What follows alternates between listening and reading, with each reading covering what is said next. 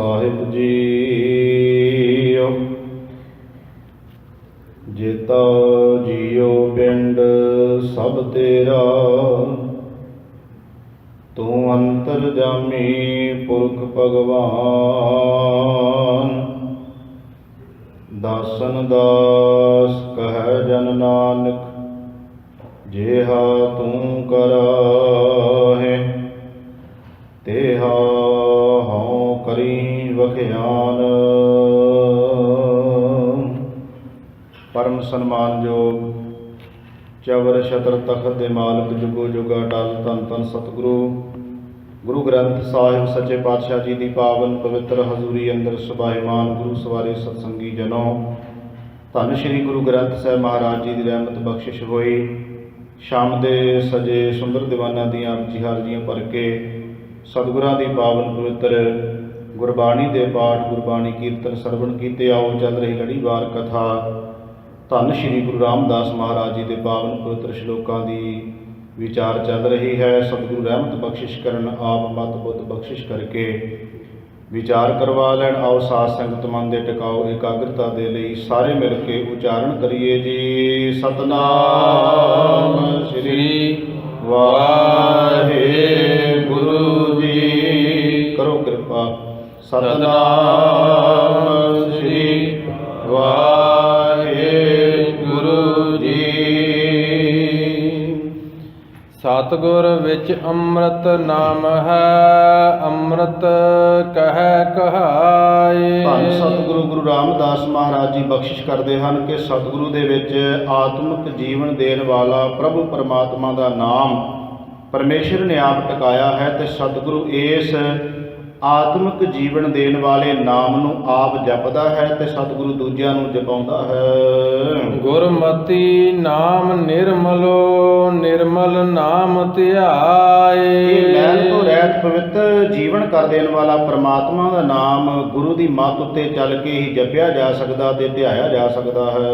ਅੰਮ੍ਰਿਤ ਬਾਣੀ ਤਤ ਹੈ, ਗੁਰਮੁਖ ਵਸੈ ਮਨ ਆਏ। ਅਸਲ ਵਿੱਚ ਇਹ ਤੱਤ ਨਿਚੋੜ ਇਸ ਗੱਲ ਦਾ ਹੈ ਕਿ ਜੇ ਆਤਮਿਕ ਜੀਵਨ ਦੇਣ ਵਾਲੀ ਜਿਹੜੀ ਪ੍ਰਭੂ ਪਰਮਾਤਮਾ ਦੀ ਬਾਣੀ ਹੈ, ਇਹ ਗੁਰੂ ਦੇ ਰਸਤੇ ਉੱਤੇ ਚੱਲ ਕੇ ਹੀ ਮਨ ਵਿੱਚ ਵਸ ਸਕਦੀ ਹੈ। ਸਭ ਕਿਰਪਾ ਕਰਦੇ ਤੇ ਇਹਦੇ ਤੋਂ ਬਿਨਾਂ ਜੀਵਨ ਨਹੀਂ ਹੈ। ਜੀਵਨ ਅਸਲ ਵਿੱਚ ਨਾਮ ਬਾਣੀ ਨਾਲ ਹੀ ਹੈ, ਕਿਉਂਕਿ ਮੈਂ ਗੁਰਬਾਣੀ ਆਧਾਰ ਹੈ, ਗੁਰਬਾਣੀ ਲਾਗ ਰਹੂੰ। ਜੀਵਨ ਹੀ ਤਾਂ ਹੈ ਕਿ ਜੇ ਪ੍ਰਭੂ ਪਰਮਾਤਮਾ ਦਾ ਨਾਮ ਸਾਡੇ ਕੋਲ ਹੈ, ਇਹ ਤਾਂ ਮਨ ਵਿੱਚ ਵਸਦਾ ਹੈ ਜੇ ਗੁਰੂ ਦੇ ਮਾਰਗ ਉੱਤੇ ਚੱਲੀਏ। ਹਿਰਦੈ ਕਮਲ ਪਰਗਾਸਿਆ, ਜੋਤੀ ਜੋਤ ਮਿਲਾਏ। ਜਿਹੜੇ ਤੁਰ ਪੈਂਦੇ ਨੇ ਇਸ ਮਾਰਗ ਉੱਤੇ, ਉਹਨਾਂ ਦੇ ਹਿਰਦੇ ਰੂਪੀ ਜਿਹੜਾ ਕੌਲ ਫੁੱਲ ਹੈ ਉਹ ਖਿੜ ਜਾਂਦਾ ਹੈ, ਭਾਵ ਸੋਝੀ ਆ ਜਾਂਦੀ, ਗਿਆਨ ਆ ਜਾਂਦਾ ਹੈ। ਤੇ ਇਹ ਜਿਹੜੀ ਜੋਤ ਹੈ, ਭਾਵ ਕਿ ਆਤਮਾ ਪਰਮ ਆਤਮਾ ਵਿੱਚ ਜਾ ਮਿਲਦੀ ਹੈ। ਨਾਨਕ ਸਤਿਗੁਰ ਤਿਨ ਕੋ ਮਿਲਿਓ ਨਾ, ਜਿਨ ਧੁਰ ਮਸਤਕ ਭਾਗ ਲਿਖਾਏ। ਪਰ ਇਹ ਜਿਹੜਾ ਸਤਿਗੁਰੂ ਦਾ ਮਿਲਾਪ ਹੋਣਾ ਹੈ, ਇਹ ਵੀ ਜੇ ਧੁਰੋਂ ਹੀ ਅਕਾਲ ਪੁਰਖ ਵਾਹਿਗੁਰੂ ਨੇ ਲਿਖਿਆ ਹੋਵੇ ਤਾਂ ਮਿਲਾਪ ਹੁੰਦਾ ਹੈ। ਉਹ ਭਾਗਾਂ ਵਾਲੇ ਜੀਵ ਹਨ ਜਿਨ੍ਹਾਂ ਨੂੰ ਸਤਿਗੁਰੂ ਦਾ ਮਿਲਾਪ ਹੋ ਜਾਂਦਾ ਹੈ। ਅੰਦਰ ਤਿਸਨਾ ਅਗ ਹੈ, ਮਨਮੁਖ ਭੁਖ ਨਾ ਜਾਏ। ਜਿਹੜਾ ਮਨ ਪਿੱਛੇ ਤੁਰਨ ਵਾਲਾ ਜੀਵ ਹੈ, ਉਹ ਤ੍ਰਿਸ਼ਨਾ ਦੀ ਅੱਗ ਵਿੱਚ ਸਦਾ ਹੀ ਸੜਦਾ ਰਹਿੰਦਾ ਹੈ ਤੇ ਤ੍ਰਿਸ਼ਨਾ ਦੀ ਅੱਗ ਉਹਦੀ ਕਦੀ ਬੁਝਦੀ ਨਹੀਂ। ਮੋਹ ਕੁਟੰਬ ਸਭ ਕੂੜ ਹੈ, ਕੂੜ ਰਹਿਆ ਲਪਟਾਏ। ਉਹ ਮੋਹ ਦੇ ਵਿੱਚ ਇੰਨਾ ਕੁ ਫਸ ਜਾਂਦਾ ਹੈ, ਇੰਨਾ ਕੁ ਫਸ ਜਾਂਦਾ ਹੈ ਕਿ ਇਹਦੇ ਚੋਂ ਨਿਕਲਦਾ ਨਹੀਂ, ਇਹਦੇ ਵਿੱਚ ਹੀ ਲਪਟ ਜਾਂਦਾ ਹੈ। ਆਖਰਕਾਰ ਇਸ ਮੋਹ ਰੂਪੀ ਚਿੱਕੜ ਦੇ ਵਿੱਚ ਹੀ ਆਪਣੀ ਜ਼ਿੰਦਗੀ ਬਰਬਾਦ ਕਰਕੇ ਤੁਰ ਜਾਂਦਾ ਹੈ।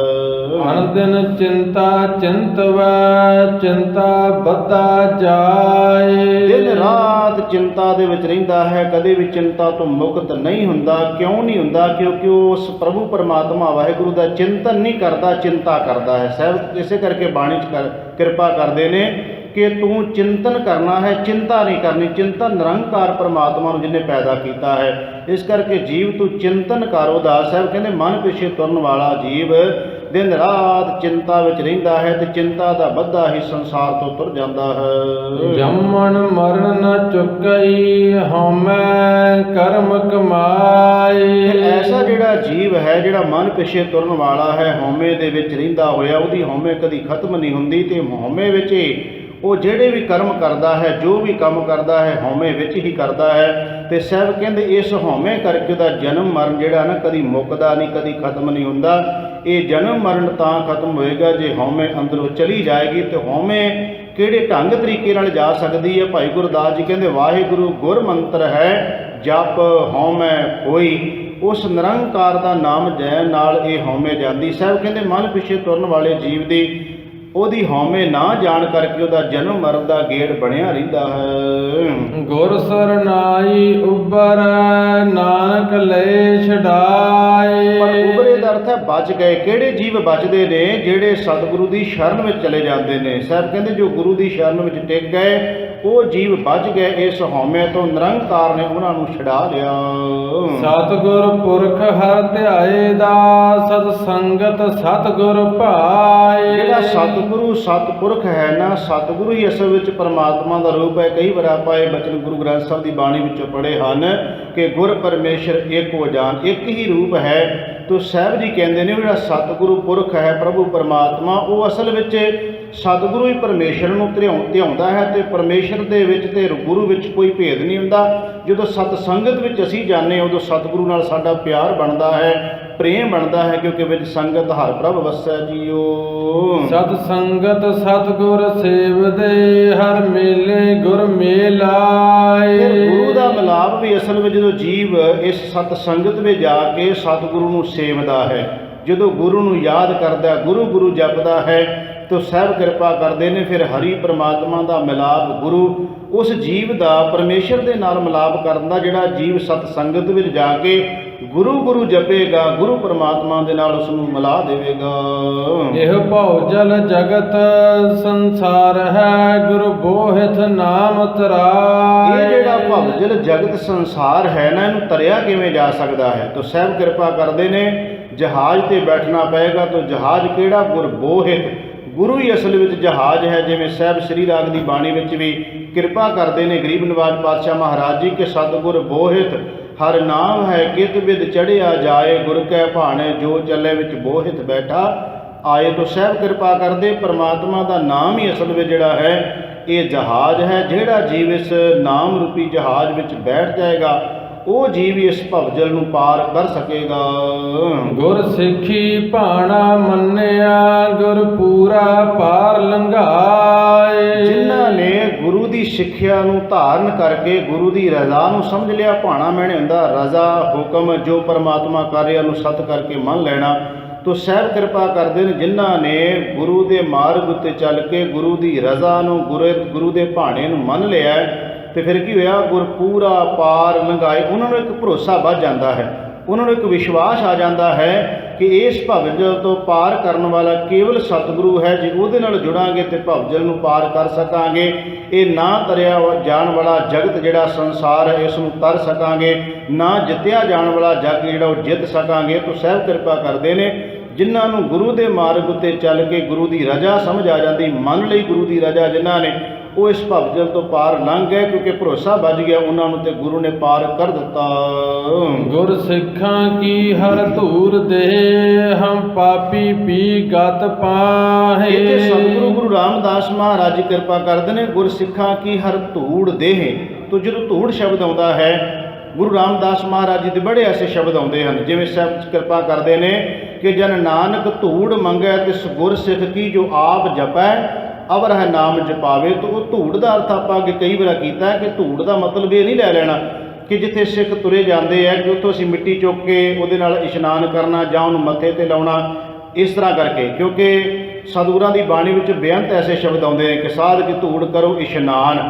ਤੋ ਇਸ਼ਨਾਨ ਦਾ ਮਤਲਬ ਇਹ ਨਹੀਂ ਹੈ ਕਿ ਜਿੱਥੇ ਰੱਬ ਦੇ ਪਿਆਰੇ ਬੈਠੇ ਉੱਥੋਂ ਮਿੱਟੀ ਚੁੱਕ ਕੇ ਜਾ ਕੇ ਘਰੇ ਪਾਣੀ 'ਚ ਪਾ ਕੇ ਵੀ ਨਹਾ ਲਓ ਤੇ ਕਹੋ ਜੀ ਬਾਣੀ 'ਚ ਤਾਂ ਲਿਖਿਆ ਵੀ ਧੂੜੀ ਚੁੱਕ ਕੇ ਇਸ਼ਨਾਨ ਕਰੋ। ਤਾਂ ਉਹ ਧੂੜ ਦੇ ਜਿਹੜੇ ਇਸ਼ਨਾਨ ਦੀ ਗੱਲ ਹੈ ਇਹ ਭਾਵ ਹੁੰਦਾ ਨਿਮਰਤਾ ਦਾ ਪ੍ਰਤੀਕ ਹੁੰਦਾ ਹੈ। ਅੱਗੇ ਕਈ ਵਾਰ ਆਪਾਂ ਬੇਨਤੀ ਕੀਤੀ ਹੈ ਜਦੋਂ ਅਸੀਂ ਕਿਸੇ ਨੂੰ ਸਤਿਕਾਰ ਦੇਣਾ ਹੋਵੇ ਨਾ ਤੇ ਆਪਾਂ ਆਮ ਤੌਰ ਤੇ ਕਹਿੰਦੇ ਜਦੋਂ ਬਹੁਤ ਆਪਣਾ ਕੋਈ ਪਿਆਰਾ ਹੋਵੇ ਆਪਾਂ ਕਹਿੰਦੇ ਤੁਹਾਨੂੰ ਅਸੀਂ ਆਪਣੀਆਂ ਅੱਖ ਦੀਆਂ ਪਲਕਾਂ ਤੇ ਬਿਠਾਉਣ ਨੂੰ ਤਿਆਰ ਆ। ਤੂੰ ਅੱਖ ਦੀ ਪਲਕ ਤੇ ਕੋਈ ਬਹਿ ਨਹੀਂ ਸਕਦਾ, ਜਾਂ ਅਸੀਂ ਤੁਹਾਡੇ ਵਾਸਤੇ ਅੱਖ ਦੀਆਂ ਪਲਕਾਂ ਵਿਛਾ ਕੇ ਬੈਠੇ ਹਾਂ। ਤੋ ਅੱਖ ਦੀਆਂ ਪਲਕਾਂ ਵਿਛਾਈਆਂ ਨਹੀਂ ਜਾ ਸਕਦੀਆਂ ਜ਼ਮੀਨ 'ਤੇ। ਇਹ ਇੱਕ ਕੀ ਹੈ, ਇੱਕ ਜਿਹੜਾ ਸਤਿਕਾਰ ਦੇਣ ਲਈ ਸ਼ਬਦ ਨੇ।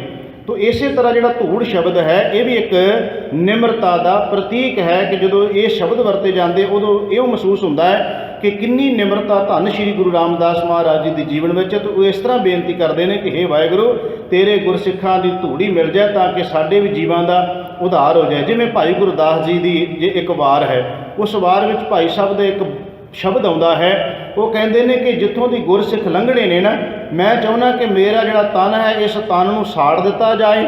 ਸਾੜਨ ਤੋਂ ਬਾਅਦ ਜਿਹੜਾ ਚੰਮ ਹੈ ਇਹਦੀ ਸਵਾਹ ਬਣ ਜਾਏ, ਜਿਹਦੀਆਂ ਹੱਡੀਆਂ ਨੇ ਉਹਨੂੰ ਚੱਕੀ ਵਿੱਚ ਪੀਹ ਦਿੱਤਾ ਜਾਏ ਤੇ ਉਹਦਾ ਵੀ ਚੂਰਾ ਬਣ ਜਾਏ। ਤਾਂ ਭਾਈ ਸਾਹਿਬ ਨੂੰ ਪੁੱਛੀਏ ਜੀ ਕਰਨਾ ਕੀ? ਕਹਿੰਦੇ ਇਸ ਮੇਰੀ ਧੂੜੀ ਨੂੰ ਫਿਰ ਉੱਥੇ ਖਿਲਾਰ ਦਿਓ ਜਿੱਥੋਂ ਦੀ ਸੰਗਤਾਂ ਨੇ ਲੰਘਣਾ ਹੈ, ਕਹਿੰਦੇ ਤਾਂ ਕਿ ਮੇਰਾ ਵੀ ਉਧਾਰ ਹੋ ਜਾਏ। ਤਾਂ ਐਸਾ ਹੁੰਦਾ ਨਹੀਂ ਹੈ ਕਿ ਬੰਦੇ ਨੂੰ ਉਹਨੂੰ ਸਾੜ ਦਿਓ, ਉਹਦੀਆਂ ਹੱਡੀਆਂ ਨੂੰ ਪੀਹ ਕੇ, ਕਿਉਂਕਿ ਪੀਣ ਤੋਂ ਬਾਅਦ, ਮਰਨ ਤੋਂ ਬਾਅਦ ਤਾਂ ਮੁਕਤੀ ਦੀ ਕੋਈ ਗੱਲ ਹੀ ਨਹੀਂ ਹੈ, ਜਿਉਂਦੇ ਜੀ ਮੁਕਤ ਹੋਣਾ। ਸੋ ਇਹ ਵੀ ਇੱਕ ਨਿਮਰਤਾ ਦਾ ਪ੍ਰਤੀਕ ਹੁੰਦਾ ਹੈ। ਇੱਥੇ ਸਤਿਗੁਰੂ ਮਹਾਰਾਜ ਜੀ ਕਿਰਪਾ ਕਰਦੇ ਨੇ ਕਿ ਐਸੇ ਗੁਰਸਿੱਖਾਂ ਦੀ ਧੂੜੀ ਤੋਂ ਭਾਵ ਹੈ ਇੰਨੀ ਨਿਮਰਤਾ ਵਿੱਚ ਚਲੇ ਜਾਓ, ਇੰਨੀ ਨਿਮਰਤਾ ਵਿੱਚ ਚਲੇ ਜਾਓ ਤਾਂ ਕਿ ਇਹ ਸੋਚੋ ਕਿ ਹੇ ਵਾਹਿਗੁਰੂ, ਸਾਡੇ ਜੀਵਾਂ ਦਾ ਵੀ ਉਧਾਰ ਹੋ ਜਾਵੇ। ਜਿਹੜੇ ਜੀਵ ਨਿਮਰਤਾ ਵਿੱਚ ਆ ਜਾਂਦੇ ਹੈ ਉਹਨਾਂ ਦਾ ਵਾਹਿਗੁਰੂ ਪਰਮਾਤਮਾ ਫਿਰ ਜੀਵਨ ਦੀ ਉਹਨਾਂ ਦੀ ਜਿਹੜੀ ਅਵਸਥਾ ਹੈ ਉੱਚੀ ਕਰ ਦਿੰਦਾ ਹੈ। ਤੁਰ ਮਸਤਕ ਹਰ ਪ੍ਰਭ ਲਿਖਿਆ, ਗੁਰੂ ਨਾਨਕ ਮਿਲਿਆ ਆਏ। ਇਹ ਗੁਰੂ ਦਾ ਮਿਲਾਪ ਉਹਨਾਂ ਨੂੰ ਹੋਏਗਾ ਜਿਨ੍ਹਾਂ ਨੇ ਤੁਰ ਮਸਤਕ ਤੋਂ ਵਾਹਿਗੁਰੂ ਪਰਮਾਤਮਾ ਨੇ ਲੇਖ ਲਿਖ ਦਿੱਤਾ। ਜਮ ਕੰਕਰ ਮਾਰ ਬਿਦਾਰਿਆਨ, ਹਰ ਦਰਗ ਹੈ ਲਏ ਛਡਾਏ। ਜਿਹੜੇ ਤੁਰ ਗਏ ਗੁਰੂ ਦੇ ਮਾਰਗ ਉੱਤੇ, ਜਮ ਕੰਕਰ ਦਾ ਜਮਾਂ ਦਾ ਅੱਗੋਂ ਸੇਵਕ, ਭਾਵ ਉਹਨੂੰ ਜਮ ਦੂਤ ਕੁਝ ਨਹੀਂ ਕਹਿਣਗੇ। ਸਾਹਿਬ ਕਹਿੰਦੇ ਜਮ ਦੂਤ ਮਾਰ ਦਿੱਤੇ ਵਾਹਿਗੁਰੂ ਪਰਮਾਤਮਾ ਨੇ ਉਹਨਾਂ ਦੇ ਵਾਸਤੇ, ਤੇ ਹਰੀ ਪਰਮਾਤਮਾ ਨੇ ਦਰਗਾਹ ਵਿੱਚ, ਪ੍ਰਭੂ ਦੇ ਦਰਬਾਰ ਵਿੱਚ ਉਹਨਾਂ ਜੀਵਾਂ ਨੂੰ ਛਡਾ ਲਿਆ। ਭਾਵ ਉਹਨਾਂ ਜੀਵਾਂ ਦਾ ਜਨਮ ਮਰਨ ਕੱਟਿਆ ਗਿਆ ਜਿਹੜੇ ਗੁਰੂ ਦੇ ਮਾਰਗ ਤੇ ਤੁਰ ਪਏ। ਗੁਰਸਿੱਖਾਂ ਨੂੰ ਸਾਬਾਸ ਹੈ, ਹਰ ਤੁਠਾ ਮੇਲ ਮਿਲਾਏ। ਸ਼ਾਬਾਸ਼ ਏ ਉਹਨਾਂ ਦੇ ਗੁਰਸਿੱਖਾਂ ਦੇ ਭਈ ਜਿਨ੍ਹਾਂ ਨੂੰ ਗੁਰੂ ਦਾ ਮਿਲਾਪ ਹੋ ਗਿਆ, ਜਿਨ੍ਹਾਂ ਨੇ ਮਿਲ ਲਿਆ ਗੁਰੂ ਨੂੰ। ਗੁਰਪੂਰੈ ਹਰ ਨਾਮ ਦੜਾਇਆ, ਜਿਨ ਵਿੱਚੋਂ ਭਰਮ ਚੁਕਾਇਆ। ਸਾਰੇ ਭਰਮ ਉਦੋਂ ਚੁੱਕੇ ਜਾਣਗੇ ਜਦੋਂ ਗੁਰੂ ਦਾ ਨਾਮ ਦ੍ਰਿੜ ਹੋ ਜਾਏਗਾ। ਜਿੰਨੇ ਵੀ ਅੰਦਰ ਜੀਵ ਦੇ ਭਰਮ ਬੈਠੇ ਨੇ, ਇਹਨਾਂ ਸਾਰੇ ਭਰਮਾਂ ਨੂੰ ਖਤਮ ਕਰਨ ਲਈ ਗੁਰੂ ਦਾ ਨਾਮ ਦ੍ਰਿੜ ਕਰਨਾ ਪਏਗਾ। ਰਾਮ ਨਾਮ ਹਰ ਕੀਰਤ ਗਾਏ, ਕਰ ਚਾਨਣ ਮਗ ਦੇਖਾਇਆ। ਜਿਨ੍ਹਾਂ ਨੇ ਹਰੀ ਪਰਮਾਤਮਾ ਵਾਹਿਗੁਰੂ ਦੇ ਨਾਮ ਦੀ ਕੀਰਤੀ ਕੀਤੀ ਹੈ, ਗਾਇਆ, ਉਹਦਾ ਜਸ ਕੀਤਾ ਹੈ, ਵਾਹਿਗੁਰੂ ਨੇ ਕੀ ਕੀਤਾ? ਚਾਨਣ ਮਗ ਦਿਖਾਇਆ। ਚਾਨਣ ਦਾ ਅਰਥ ਹੈ ਗਿਆਨ, ਮਗ ਮੈਨੇ ਹੁੰਦਾ ਰਸਤਾ। ਜਿਹੜੇ ਗੁਰੂ ਦੇ ਮਾਰਗ ਉੱਤੇ ਚੱਲੇ ਉਹਨਾਂ ਨੇ ਪ੍ਰਭੂ ਪਰਮਾਤਮਾ ਦਾ ਨਾਮ ਜਪ ਕੇ ਗੁਰੂ ਤੋਂ ਗਿਆਨ ਲੈ ਲਿਆ। ਗਿਆਨ ਰਾਹੀਂ ਵਾਹਿਗੁਰੂ ਪਰਮਾਤਮਾ ਨੇ ਜ਼ਿੰਦਗੀ ਦਾ ਅਸਲ ਜਿਹੜਾ ਮਨੋਰਥ ਹੈ ਉਹ ਰਸਤਾ ਵਿਖਾ ਦਿੱਤਾ ਉਹਨਾਂ ਨੂੰ। ਹਉਮੈ ਮਾਰ ਏਕ ਲਿਵ ਲਾਗੀ, ਅੰਤਰ ਨਾਮ ਵਸਾਇਆ। ਉਹਨਾਂ ਦੇ ਅੰਦਰੋਂ ਹਰੀ ਪਰਮਾਤਮਾ ਵਾਹਿਗੁਰੂ ਨੇ ਹਉਮੈ ਨੂੰ ਮਾਰ ਦਿੱਤਾ, ਖਤਮ ਕਰ ਦਿੱਤਾ। ਉਹਨਾਂ ਦੀ ਇੱਕ ਪਰਮਾਤਮਾ ਦੇ ਨਾਲ ਲਿਵ ਲੱਗ ਗਈ ਤੇ ਉਹਨਾਂ ਦੇ ਅੰਤਰ ਆਤਮੇ ਪਰਮਾਤਮਾ ਦਾ ਨਾਮ ਸਦੀਵੀ ਤੌਰ ਤੇ ਟਿਕ ਗਿਆ।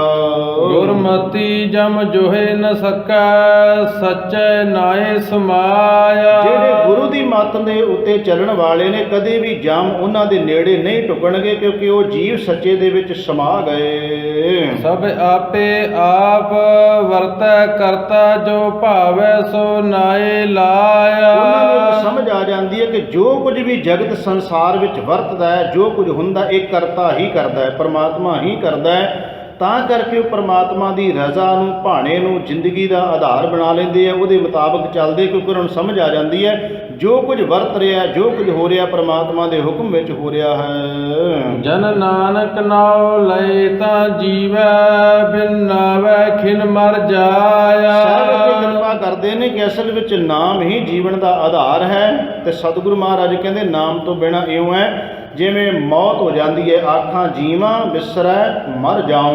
ਤੋ ਸਾਹਿਬ ਕਿਰਪਾ ਕਰਦੇ ਨੇ ਹਰੀ ਪਰਮਾਤਮਾ ਦਾ ਨਾਮ ਲਈਏ ਤਾਂ ਜਿਉਂਦੇ ਆ, ਤਾਂ ਜੀਵਨ ਹੈ। ਨਾਮ ਤੋਂ ਬਿਨਾਂ ਤੇ ਮਨੁੱਖ ਦੀ ਮੌਤ ਹੈ, ਆਤਮਿਕ ਮੌਤ ਹੋ ਜਾਂਦੀ ਹੈ। ਮਨ ਅੰਤਰ ਹਉਮੈ ਰੋਗ, ਪ੍ਰਮ ਭੂਲੇ ਹਉਮੈ ਸਾਖਤ ਦੁਰਜਨਾ। ਸਾਹਿਬ ਇੱਥੇ ਕਿਰਪਾ ਕਰਦੇ ਧੰਨ ਗੁਰੂ ਰਾਮਦਾਸ ਮਹਾਰਾਜ ਜੀ ਉਹਨਾਂ ਜੀਵਾਂ ਦਾ ਜ਼ਿਕਰ ਕਰਦੇ ਜਿਨ੍ਹਾਂ ਦੇ ਅੰਦਰ ਹਉਮੈ ਦਾ ਰੋਗ ਬੈਠਾ ਹੋਇਆ ਹੈ। ਉਹ ਜੀਵ ਭਟਕੇ ਹੋਏ ਨੇ, ਜ਼ਿੰਦਗੀ ਦੇ ਰਸਤੇ ਤੋਂ ਖੁੰਝੇ ਹੋਏ ਨੇ, ਤੇ ਉਹਨਾਂ ਦੇ ਵਾਸਤੇ ਸ਼ਬਦ ਵਰਤਿਆ ਸਾਖਤ। ਸਾਖਤ ਤੋਂ ਭਾਵ ਹੁੰਦਾ ਜਿਹੜਾ ਰੱਬ ਤੋਂ ਟੁੱਟਿਆ ਹੋਇਆ ਜੀਵ ਹੋਵੇ। ਦੁਰਜਨਾ ਦਾ ਭਾਵ ਇੱਥੇ ਜਿਹੜਾ ਵਿਦਵਾਨਾਂ ਨੇ ਅਰਥ ਕੀਤੇ ਹੈ ਕਿ ਭੈੜੀ ਬੁੱਧੀ ਵਾਲਾ, ਭੈੜੀ ਮੱਤ ਵਾਲਾ। ਤੋ ਸਾਹਿਬ ਕਹਿੰਦੇ ਗੁਰੂ ਦੇ ਰਸਤੇ ਤੋਂ ਟੁੱਟ ਕੇ ਜਿਹੜਾ ਜੀਵ ਆਪਣੇ ਅੰਦਰ ਹਉਮੈ ਦਾ ਰੋਗ ਬਣਾ ਕੇ ਬੈਠਾ ਹੋਇਆ ਹੈ, ਸਾਹਿਬ ਕਹਿੰਦੇ ਉਹ ਜ਼ਿੰਦਗੀ ਦੇ ਰਸਤੇ ਤੋਂ ਖੁੰਝ ਜਾਂਦਾ ਹੈ, ਟੁੱਟ ਜਾਂਦਾ ਹੈ।